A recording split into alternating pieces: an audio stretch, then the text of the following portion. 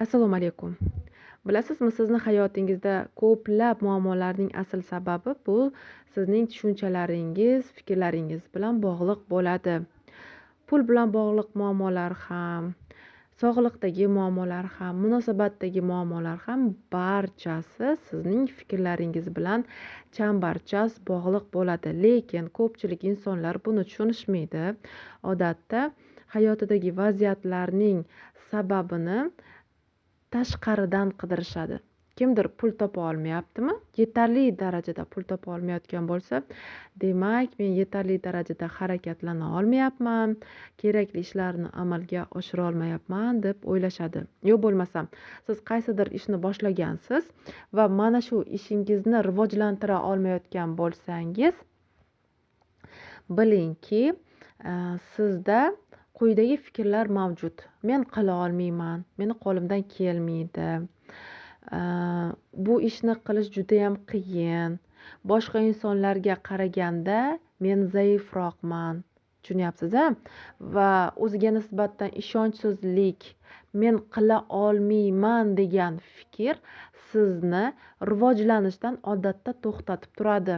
Va siz, demak, o'zingizga nisbatan noto'g'ri bahoni berib qo'yganingiz uchun juda ham ko'p harakatlanasiz, lekin sizni tushunchangizdagi men qila olmayman, meni qo'limdan kelmaydi, men uddalay olmayman degan fikr turgan bo'lsa, siz juda ham ko'p harakat qilishingiz mumkin. Mana shu tanqidlar, o'zidan norozichiliklar, o'zini ayblash kabi, demak, sizda holatlar to'xtamasa, siz ishingizni rivojlantira olishingiz juda ham qiyin bo'ladi. Bunday holatda siz juda ham ko'p harakat qilishingiz mumkin, lekin sizni tushunchalaringizda men sanab o'tgan, demak, holatlar bo'lsa, unda juda ham qiynalib qolasiz. Demak, hayotingizdagi muammolarning sababini chetdan qidirishni to'xtating. Eng birinchi navbatda fikrlaringizga diqqatli bo'ling. Sizning fikrlaringiz, gumonlaringiz qanaqa? Siz qanday gumonlar bilan harakatlanyapsiz? Misol uchun deylik, kimdir o'ziga doimiy ravishda past baho bersa, men qila olmayman, men qo'limdan kelmaydi degan fikr bilan harakatlanadigan bo'lsa, u inson tabiiyki qo'lidan hech ish kelmaydi. Tabiiyki qaysidir ishni amalga oshira olmaydi, chunki miyada men qila olmayman, meni qo'limdan kelmaydi degan fikr turgan bo'lsa, sizni, demak, harakatlaringiz sizni fikrlaringiz bilan chambarchas bog'liq. Siz o'zingizga o'zingiz chegara qo'yib turib, ishlarni amalga oshira olmaysiz.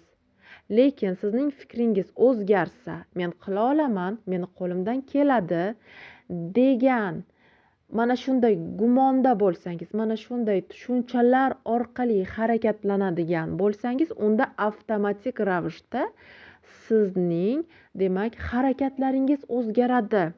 Ish tartibingiz o'zgarishni boshlaydi va sizni hayotingizga imkoniyatlar ham kirib kelishni boshlaydi. Xuddi shunga o'xshab, agarda sizni sog'ligingizda muammolar bo'lsa, bilingki, sizning tushunchalaringizda ham noto'g'ri bo'lgan fikrlaringiz bor. Odatda inson nima uchun kasal bo'ladi?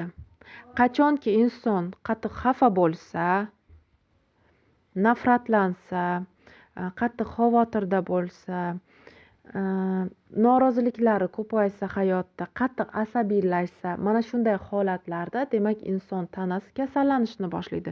Ya'ni bu nimani anglatadi? Insonning, demak, holati insonning fikrlariga bog'liqligini anglatadi. Yo bo'lmasam, siz atrofdagi insonlar haqida doimiy ravishda yomon gumonda bo'ladigan bo'lsangiz va mana shu gumonlaringiz asosida hayotingizda insonlar bilan munosabatlaringiz ham kundan kunga yomonlashib boradi va siz bunday holatda atrofdagi insonlar bilan kelishmovchilikka duch kelasiz va muammoni yana tashqaridan qidirasiz, to'g'rimi? Lekin asl muammo sizni gumonlaringiz bilan bog'liq bo'ladi har doim. Qanchalik sizning gumonlaringiz to'g'rilanganligi sari sizni hayotingizdagi ko'plab muammolar avtomatik ravishda yechilishni boshlaydi. Agarda sizni hayotingizda pul bilan bog'liq muammo bo'lsa ham, sog'liq bilan muammo bo'lsa ham, yo bo'lmasam munosabatlar bilan bog'liq muammo bo'lsa ham, birinchi navbatda gumonlaringizga diqqatingizni qarating. Gumonlaringizni to'g'rilashni boshlang va qachonki siz mana shu gumonlaringizni to'g'rilasangiz, mana shundan keyin sizni hayotingizda katta o'zgarishlar bo'lishni boshlaydi. Tabiiyki, bizning gumonlarimiz bir kunda o'zgarib qolmaydi. Agarda bizning gumonlarimiz bir kunda o'zgarib qolganida edi, bu hayotda hamma narsa juda ham tezlik bilan o'zgargan bo'lar edi. Albatta, bizning gumonlarimizni o'zgartirishimiz uchun ma'lum bir vaqt kerak bo'ladi, ma'lum bir albatta usul kerak bo'ladi.